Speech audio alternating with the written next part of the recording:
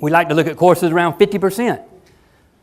Because I'm a data-driven person. I like to see what statistically does 50% mean if I had exactly 50% success rate in my course.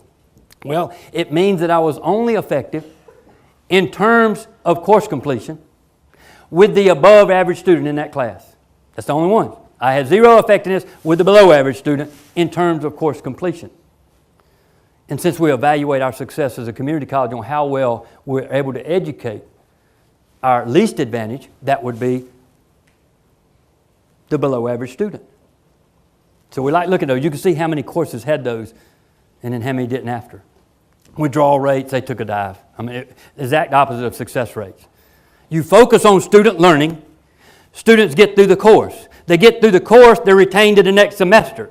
They get through the next semester, they're empowered to get through the first year. And by that time, they're on the road to completion. We didn't focus on completion, we focused on student learning, and the rest came. How many times do we tell our students, focus on learning, the grade will come. Focus on learning, completion will come. Let's look at the top 10 enrollment courses. Same gap, top 10 enrollment courses. Look at the gap there between low and high income minority. Almost 50% higher rate for the higher income versus lower income. Dropped down to 10% just 2 years later. And you can see the totals there also. If we take out the little insignificant 5% difference. So we've talked about the bigger goals. Get them through the course, get them on to retention. Our fall 12, fall 13, a year after the initiative started, 16% increase in retention. And if the business dean's anywhere in here, that's over $500,000 in tuition alone. That doesn't even include other revenue.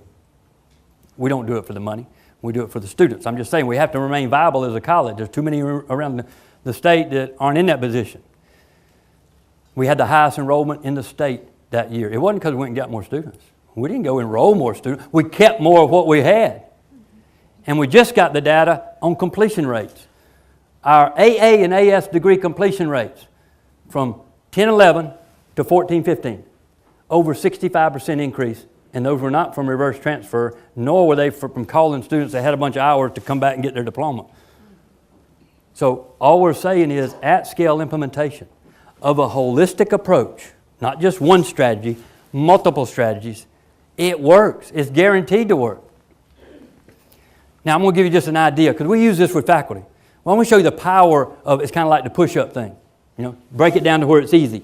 Could you just get one more student retained per class? For every class you have, just one more student in that class that would not have been retained, you could get them retained.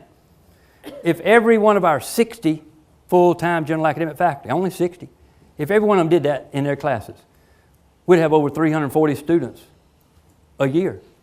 Or excuse me, 340 students for that one semester that were retained that were not before. We spread that out over a year. If they're a full-time student, that'd be over $1.5 million in tuition alone. Okay, so half of them are part-time, still over $1 million in tuition alone. So the financial part is just a side benefit. We're in the business to empower lives and to change lives, but the money is a good thing.